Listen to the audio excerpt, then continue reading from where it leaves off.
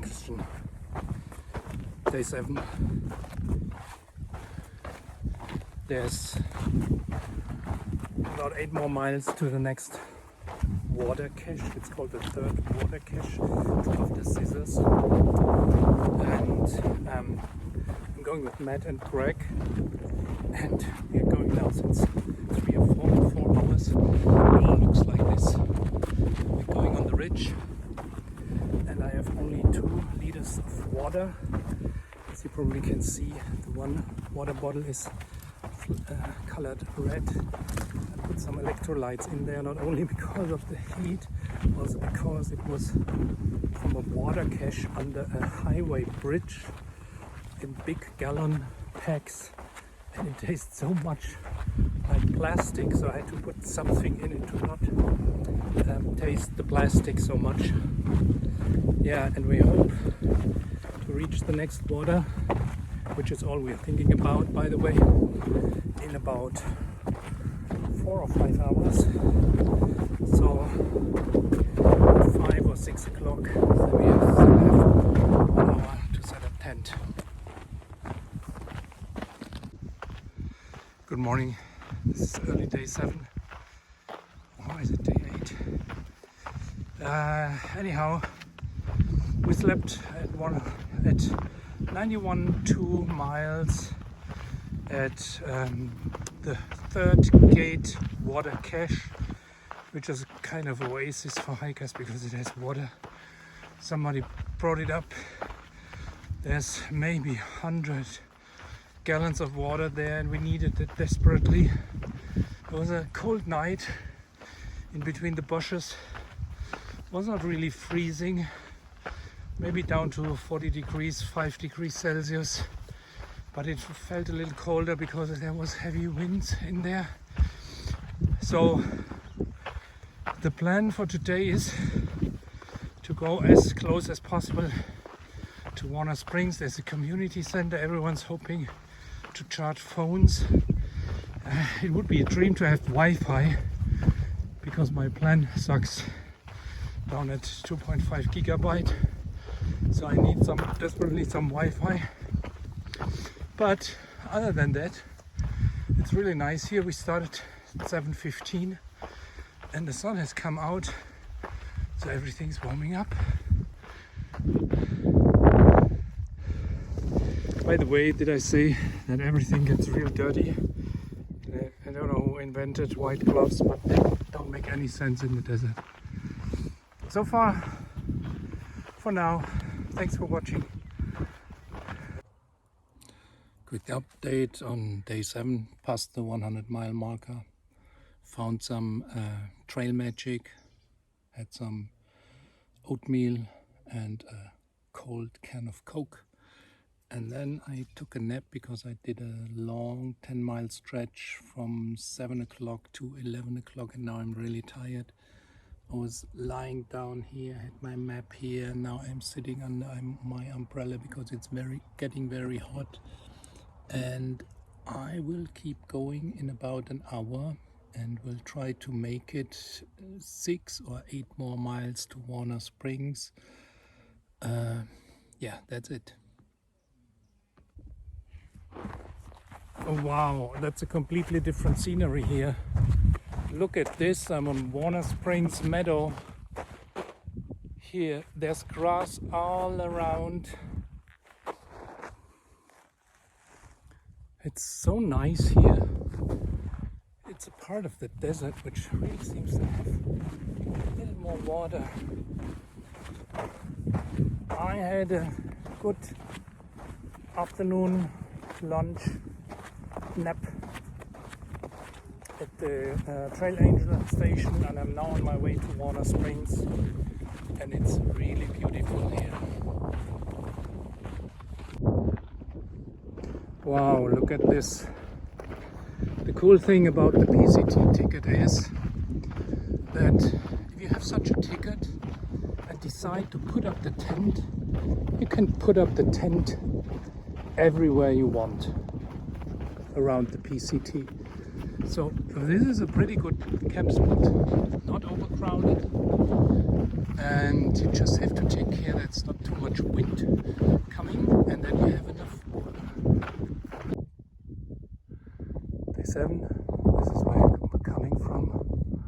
Quite spectacular. Lots of meadow, lots of grass. And I guess this is the famous Eagle Rock. I will go and find it out. It's a little detour from the PCT. So this is really nice. It's, I believe, morning of day 8. We are coming out of Warner Springs, which is a very nice community behind the trees here. It is all green here. You cannot believe it. We were camping down at a very small creeklet, but this means there was water, and we continue to have water here. There's lots of cows here, and we just booked a room into Idyllwild with 3 persons, and we hope to get some cleaning and some preparation done, because my package will be there with the ice axe, because after being in Idyllwild from the Paradise Valley Café hitch, we'll have to go into the steep mountains and into snow, so it would be good to have some preparation then. Probably a last night ride view of the meadows in Warner Springs, but I'm back to the desert, and here are again desert mountains coming. It's brutal hot. We just had a quick lunch break with a few guys, filled up with 3 liters of waters, and there's 12 hours to go to a mysterious place called Mike's Place, but everyone hopes that there will be water at Mike's Place. So good morning. This is Saturday, must be day number 9. It's actually one of the more luxury mornings, because we had a wet night tonight at Mike's Place. I need to try out all my stuff, and that's the reason I'm still not gone. It's 7:50. It's a luxury morning. I decided to try out everything in the sun. You can see it over there. There's my shirt, there's my down jacket, so there's my clothes sack, there's my mat, there's my backpack and my socks and everything I need to put on. I'm sitting still in my sleeping dress, and I have a good morning coffee, and I don't drink this cheap American thing. I drink a real French coffee press. I press it down, cooked it, and I have my muesli there with the walnuts from my mom still. I have a few. This is my bag, and there's still my tent, which is pretty wet. It did not rain, it's just condensation here. It's just condensation. Hey, this is probably day 10. It is Saturday, or maybe it's day 9. I thought I have to do my videos in the morning, because in the afternoons I'm so exhausted. I'm probably only talking bullshit. So yesterday was a very tough day, going into Mike's Place from Warner Springs. I was leaving the meadows. It went up, and I went back into the desert mountains. These desert mountains are basically endless. As you can see here, probably these are endless mountains. I wonder if they have names at all. Yeah, but yesterday was pretty tough because the trail was not well maintained. I had to go through bushes with thorns, and then I ended up at Mike's Place, which is a nice section. Mike is kind of looks like Bob Marley and opens his space with a lot of old cars for the campers. There was a restroom, there was some spigot so you get water. The night was very wet, everything was wet in the morning, so I tried it out and started late at 10 o'clock. But I should have 2 easy days and then get into Idyllwild, which should be a nice city. and then I would have Wi-Fi and hopefully a shower. Okay, day 10, end of day 10, it's 4:10. It is brutal hot as usual. The nights are cold, close to freezing, and the days are very hot, and there's nearly no shade. I'm at mile 140 now, and I have to make a few more miles because tomorrow I will go with 2 friends into the Paradise Valley Café, from where we try to hitch into a town, Idyllwild. So the Paradise Valley Café closes at 3, so it is at 152 miles. If I do a little more than 140 today, it might be easy to get into this cafe tomorrow morning. And I'm so excited to get into a town, get some food, real town food, get some beer, get something which is especially cold, and then get also my package with my winter gear, because I will go up into the high mountains up to 10,800 feet. That is about 3,300 meters, and I've already seen there's lots of snow there. So from one extreme to the other, that's it for day 10. Hey, that's what I would call a 0 day. Nice house with fireplace. The bathtub, the hot tub, music. Having a lot of fun.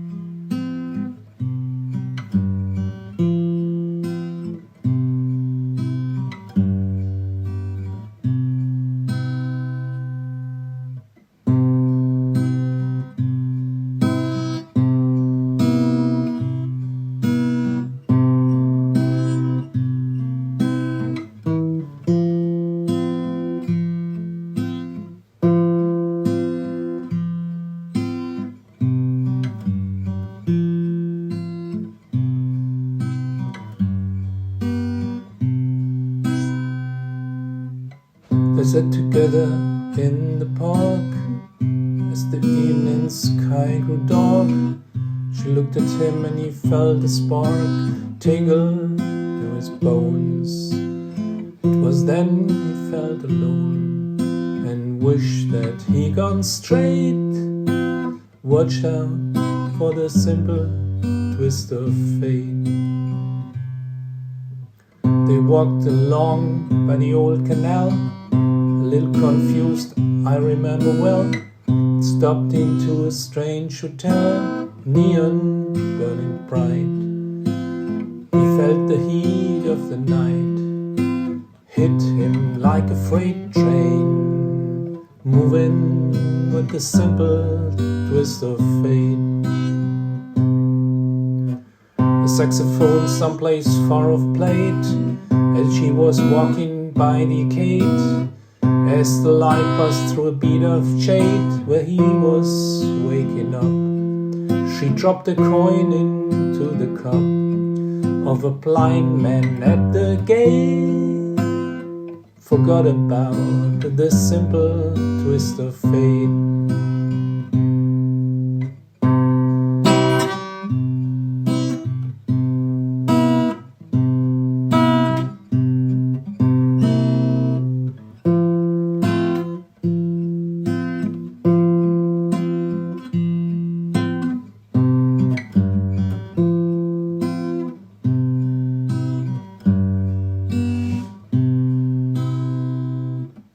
He woke up, the room was bare, didn't see her anywhere.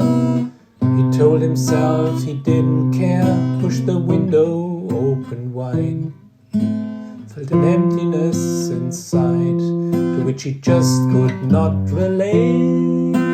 Brought on by a simple twist of fate. Still ticking off the clocks, and walks along with the parrot that talks. Hunts it down by the waterfront docks, where the sailors all come in. Maybe she'll pick him out again. How long must he wait? One more time for the simple twist of fate.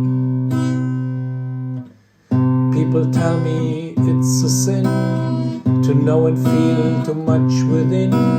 I still believed she was my twin, but I lost the ring. She was born in spring, but I was born too late.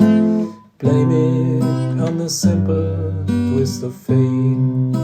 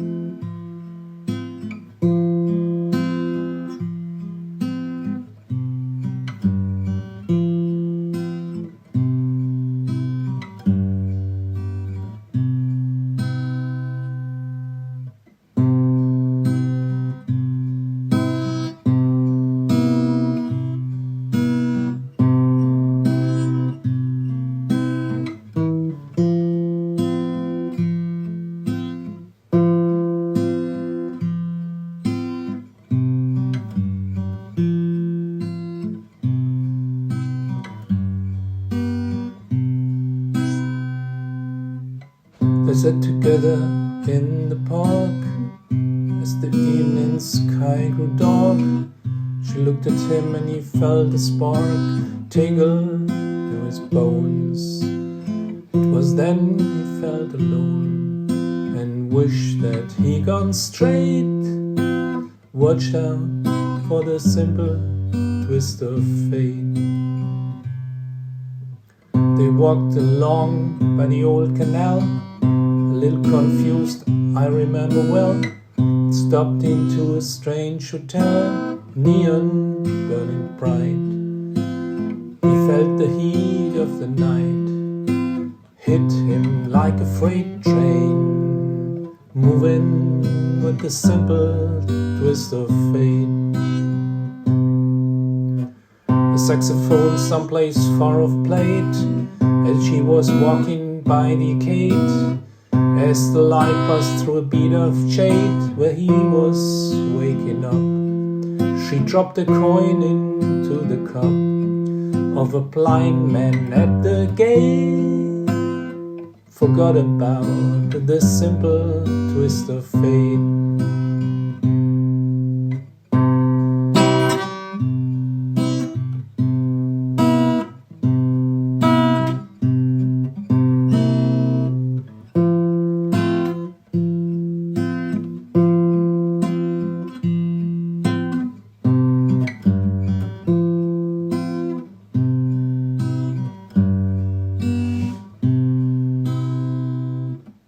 He woke up, the room was bare. He didn't see her anywhere. He told himself he didn't care. Pushed the window open wide.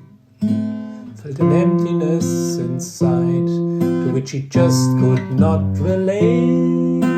Brought on by a simple twist of fate.